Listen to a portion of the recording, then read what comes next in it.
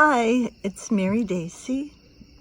I'm doing this earlier, not as early as I intended, but still it's maybe 7:45 instead of 1:45 in the morning.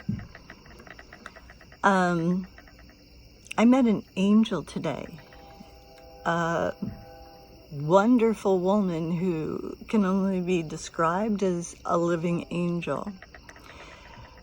She had come across my blog and had watched all of them and reached out to me and came over and brought us cleaning supplies and helped me in the house and met all the rescues, and all because I had stressed the importance of how much somebody going through autoimmune needs. And I can't even begin to tell you how grateful that I am for her doing this for me, because the most important gift that you could give anyone is your time. It's the most precious commodity. And my daughter one time made a post online that said,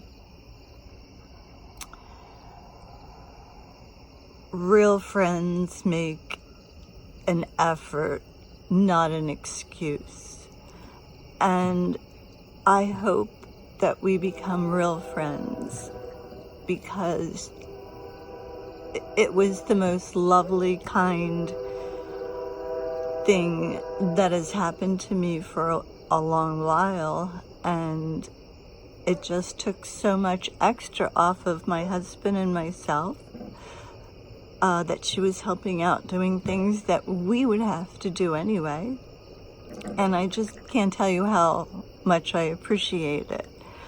And if you know somebody who's going through what I'm going through, I hope that you would try as hard as possible to give them a little bit of your time. It would mean the world. I'm going to start back at the time where I said my husband had just lost his job, and we had only been in the house a year. And all the things that had gone wrong with the house that first year. And I had also said that I can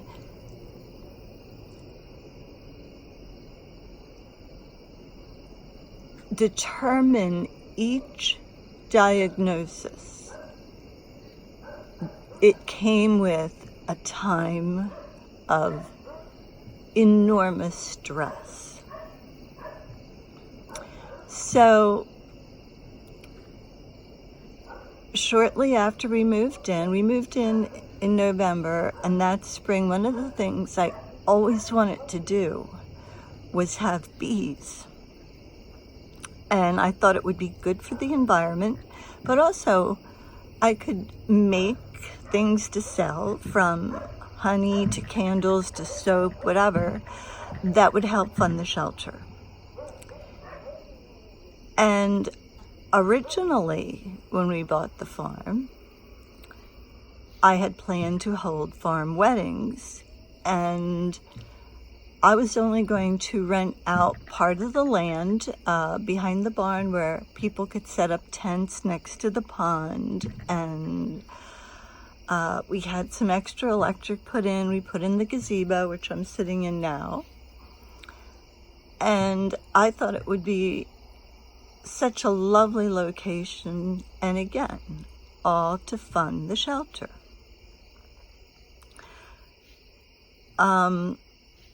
When my husband lost his job and the people that had promised him compensation for the extra work he was doing, for the sale of the property, it wasn't just his boss that had made this promise to him. It was also his boss's partner who had told him, even if the other guy doesn't give you, this amount, I will give you this amount. And after he lost his job, he approached the man and said, you had told me this, and I'm still waiting. And the man said, oh, I'll have to talk to the CEO. That was no longer the CEO.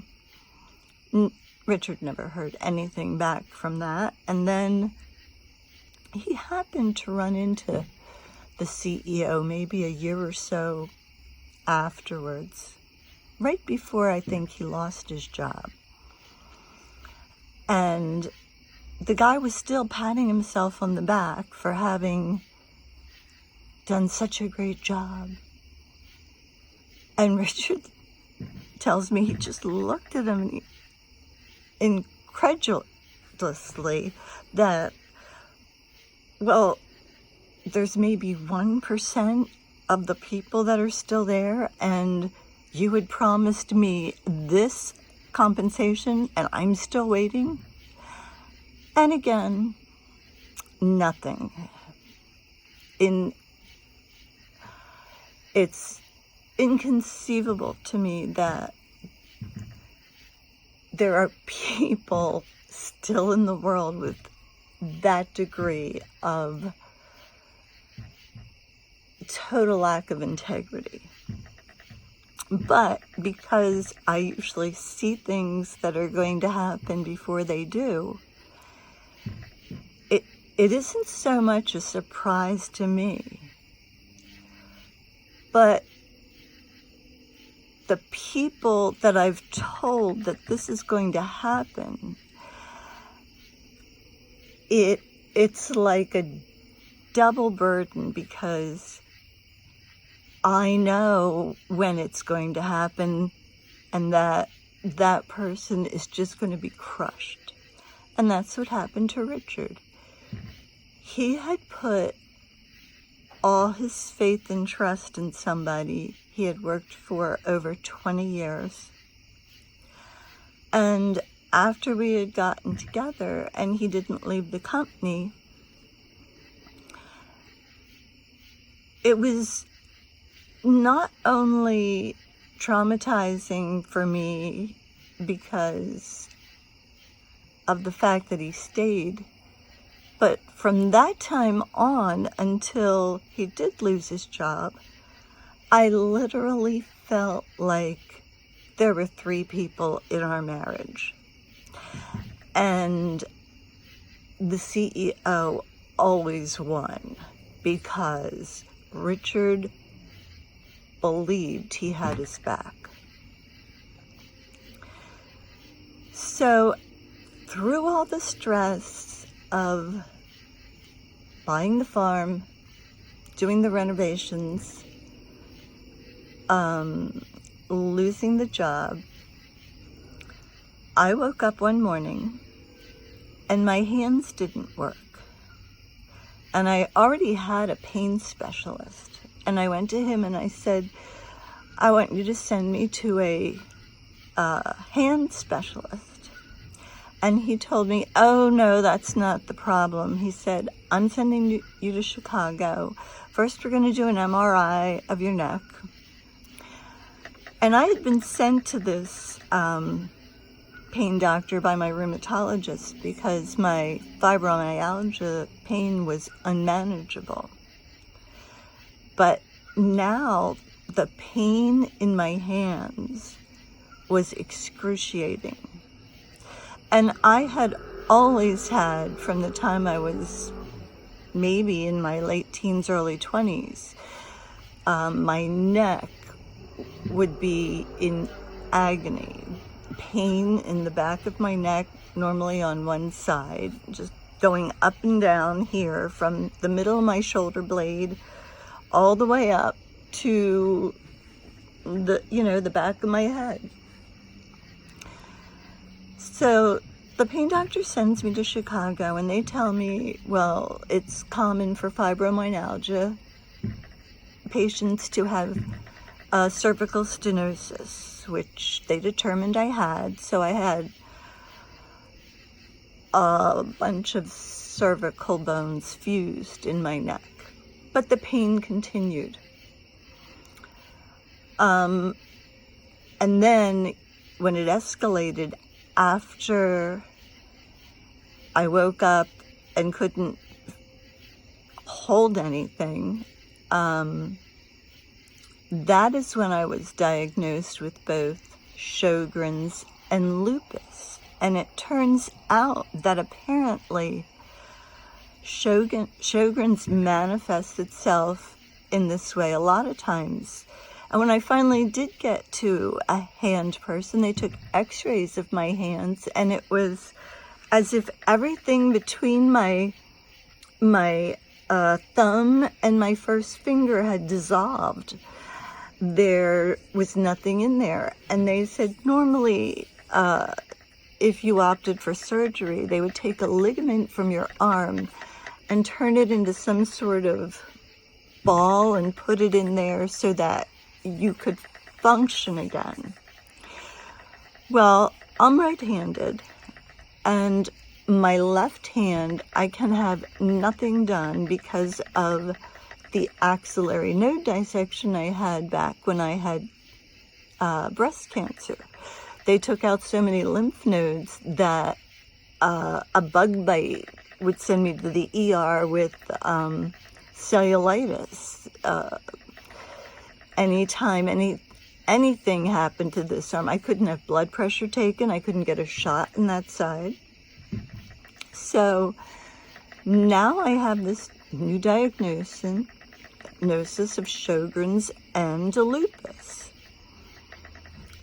And I spent a lot of time researching on my own, and I was just shocked that it took so long for them to diagnose me with this, because I had so many of the symptoms. And when I went back to my pain doctor and told him that, well, now I have a diagnosis of Sjogren's, he actually looked at my chart and looked up at me with like this dawn on his face and said, I apologize. Everything is right here that it should have triggered him to realize a lot sooner. And again, now it's getting dark out. So I'm going to go in the house, but I hope to start doing this a little differently. And that is, when I'm doing my vlog, I will tell you up front and in the post what I'm going to be talking about, because there might be somebody who is very interested in fibromyalgia or chronic fatigue and not Sjogren's or lupus or the ANS that I have now. And one of the things that I noticed when I started vlogging, I was not used to seeing myself in video, but I noticed that my eyes were going all over the place. And that is, if somebody had told me, or I had seen this sooner, I might have gotten diagnosed with my latest issues earlier, because some of the symptoms with ANS and dysautonomia, which is, it impairs the autonomic nervous system, your breathing, your digestion, your swallowing, your eye movements. And I had so much of this so much sooner than the diagnosis, that I just need to keep stressing and pointing this out. No matter what you're diagnosed with, keep researching, because you will be doing other things down the road that you could be diagnosed with a lot faster if you knew which box to put it in. It's no longer fibromyalgia and chronic fatigue. Now it's Sjogren's or ANS or lupus. But I'll be back tomorrow, hopefully, a lot sooner. Thanks for listening, and please, if you know anybody that you can help, like Cheryl helped me today, it's immeasurable, the amount of need and appreciation and the gratitude that somebody who needs help, what it means to them. And if you have whatever time, I implore you to please reach out to someone you know and offer your time. Good night.